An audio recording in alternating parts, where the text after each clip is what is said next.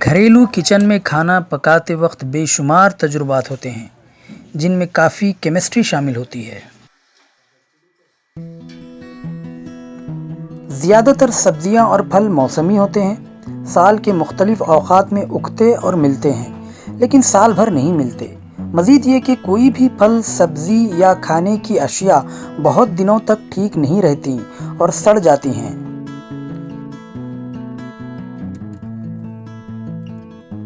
ایسی صورتحال میں اگر ہمیں سردی کے موسم میں گرما میں پائے جانے والے آم کھانے کی خواہش ہو، یا پھر موسم سرما میں ملنے والی اسٹرابیری کو گرما میں کھانے کا من کرے، تو کچھ پھل اور کھانے کی چیزوں کا سال بھر مزہ لینے کے لیے انہیں مختلف طریقوں سے محفوظ کر کے رکھا جا سکتا ہے۔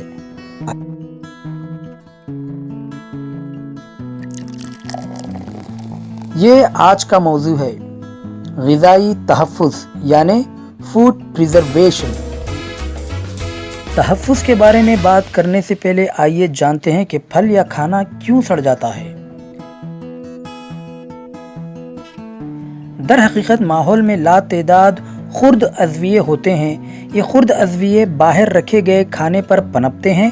ان کی نشو و نما کے اس عمل میں ایسے مادے بنتے ہیں جو کھانے کا ذائقہ، بو اور نمود خراب کر دیتے ہیں۔ وہ ہمارے کھانے کے قابل نہیں رہتا۔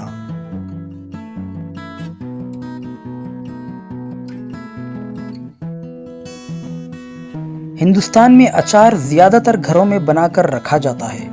اچار بنانا بھی کھانے کے تحفظ کا ایک طریقہ ہے، لہٰذا ہم بھی اچار بناتے ہیں۔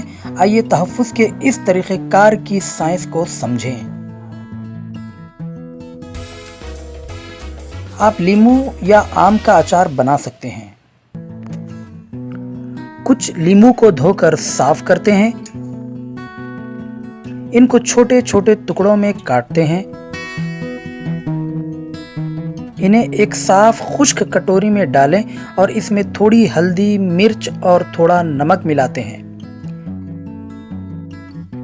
اس کو اچھی طرح سے ملا کر 3 حصوں میں تقسیم کرتے ہیں۔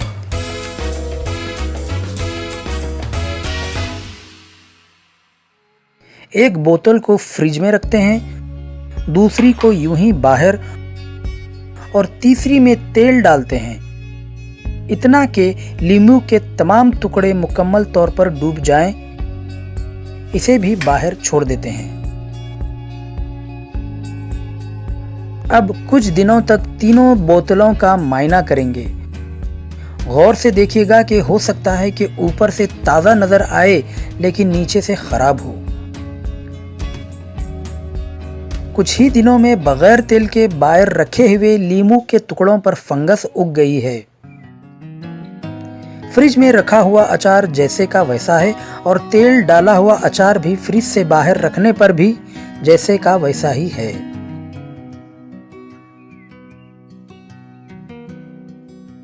تو تیل ڈالا ہوا اچار محفوظ کیوں ہے جبکہ ہم نے اسے باہر رکھا تھا؟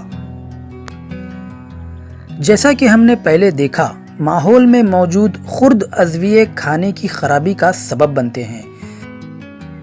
تمام خرد اضویوں کو بھی زندہ رہنے کے لیے ہوا، نمی اور صحیح درجہ حرارت کی ضرورت ہوتی ہے، مطلب نہ بہت کم اور نہ ہی بہت زیادہ۔ یہی وجہ ہے کہ کھانے کے تحفظ میں ہوا اور نمی کو کھانے کی اشیاء سے دور رکھنے پر خصوصی توجہ دی جاتی ہے۔ مادے کو خشک کر کے ہوا بند ڈبوں میں رکھا جاتا ہے۔ تیل میں ڈبو کر رکھنے سے مادے کا ہوا اور ہوا میں موجود نمی سے رابطہ ٹوٹ جاتا ہے، اسی لیے تیل والا اچار زیادہ دنوں تک خراب نہیں ہوتا۔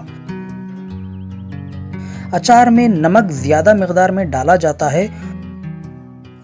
خرد اضویے زیادہ نمک والے ماحول میں بھی زندہ نہیں رہ سکتے۔ آج کل ہمارے پاس ریفریجریٹرز اور بڑے بڑے کولڈ اسٹوریج موجود ہیں۔ ان کے اندر کا کم درجہ حرارت مائکرو آرگینزمز کو پنپنے نہیں دیتا۔ کھانا ایک طویل وقت تک اچھا رہتا ہے۔ یہی وجہ ہے کہ فریج میں رکھا ہوا اچار ہمارے تجربے میں خراب نہیں ہوا۔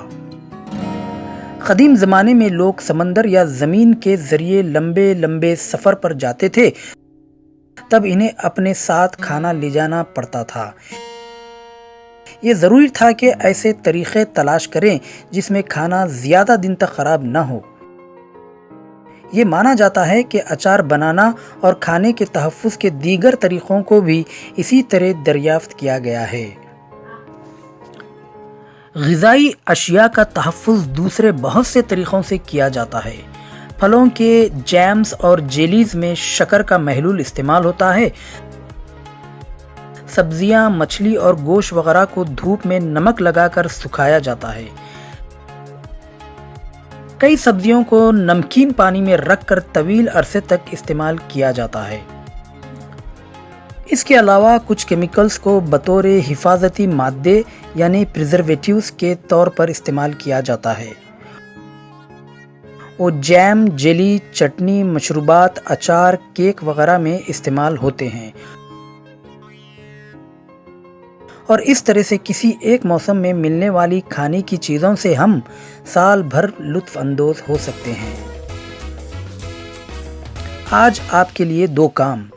گھر اور پڑوس میں رہنے والے لوگوں سے پوچھئے کہ وہ سال بھر کے لیے کون کون سی غذائیں محفوظ رکھتے ہیں۔ محفوظ رکھنے کا طریقہ معلوم کریں۔ دودھ کو باہر رکھیں تو وہ کچھ ہی گھنٹوں میں پھٹ جاتا ہے، یہ خراب ہو جاتا ہے، لیکن شہروں میں دور دور کی ڈیریوں سے دودھ پیکٹ میں آتا ہے۔ وہ دودھ کیوں خراب نہیں ہوتا؟ یہ کس طرح تازہ رہتا ہے؟ ذرا سوچیں اور جواب تلاش کریں۔